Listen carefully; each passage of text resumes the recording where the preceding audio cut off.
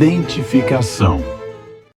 Chega um momento na vida que o sujeito começa a se perceber diferente dos outros. Porque no início da vida, assim como Freud nos orientou lá no Psicologia das Massas e Análise do Ego, a identificação é a primeira forma de relação entre duas pessoas. Duas pessoas se relacionam em primeiro momento por identificação, ou seja, acreditando que são iguais. Mas, num certo momento, ela começa a perceber que ela é diferente do outro. E isso causa uma angústia enorme.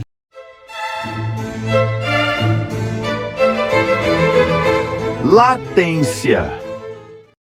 Na primeira infância, ela vive uma relação por identificação com a mãe. Conforme ela vai se desenvolvendo, ela vai passando pelas fases. O Freud vai nos sugerir a fase oral, a fase anal e a fase fálica. Logo depois da fase fálica, o sujeito vai entrar num período da latência. Neste período da latência, o sujeito começa a criar mecanismos para se agrupar com aqueles que ele imagina ser igual. Turminhas de menino, turminhas de meninas, pelo menos dentro de uma configuração saudável, é isso que vai acontecer. Todos se vestem da mesma forma para que pareçam ser iguais. Todos gostam do mesmo tipo de música, tudo igual, tudo equalizado para aplacar esta sensação desconfortável de se perceber e se reconhecer diferente do outro.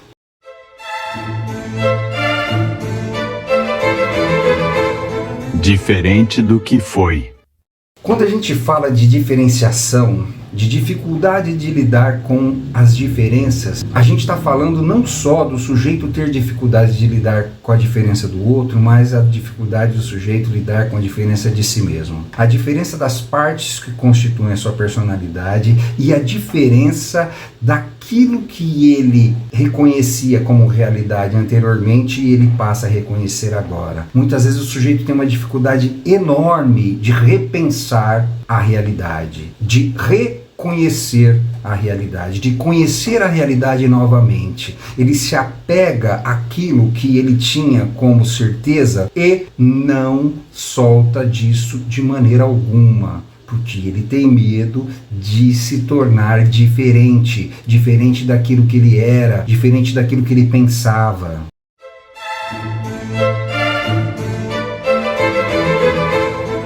Corpo físico. Esta dificuldade de lidar com a diferença também está implicada na materialidade do corpo físico. O sujeito tem uma dificuldade enorme de lidar com as diferenças quando isto vai ocorrendo na transformação do seu corpo físico. Ele vai envelhecendo. As características do corpo vão mudando e o ser humano tem uma dificuldade tremenda de respeitar as transformações do corpo. Por isso ele cria técnicas estéticas para que ele possa conservar o corpo como se estivesse jovem, mas não está. Amor próprio e beleza física. O sujeito diz assim: vou fazer uma operação plástica para cuidar da minha autoestima, para que eu possa melhorar o meu amor próprio. Não, meu amigo, você está equivocado. Amor próprio é independente da configuração material do seu corpo. Se você não ama a si mesmo, não existe operação plástica, não existe procedimento estético que vai fazer com que você passe a amar a si mesmo. Amar a si mesmo é independente de gostar de si mesmo, é independente de gostar da sua forma física.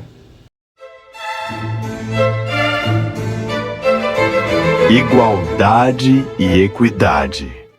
Igualdade, tratar todos como iguais. Não, isso é um equívoco. Não somos iguais e não podemos ser tratados como iguais. Precisamos ser tratados com equidade. É tratar cada um na sua peculiaridade, respeitar cada um em suas características próprias. Respeitando isso, existe um abismo entre tratar com equidade e obrigar o outro a ser igual. igual. Ninguém é igual. Criar a capacidade de equidade. Tratar o outro com igualdade é mais fácil do que tratar o outro com equidade. Tratar com igualdade é tratar todo mundo do mesmo jeito. Tratar com equidade é reconhecer o outro para respeitar o outro nas suas peculiaridades. E isso é para poucas pessoas.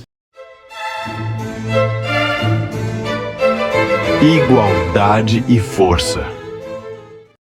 A igualdade traz uma sensação de onipotência, traz uma sensação de força.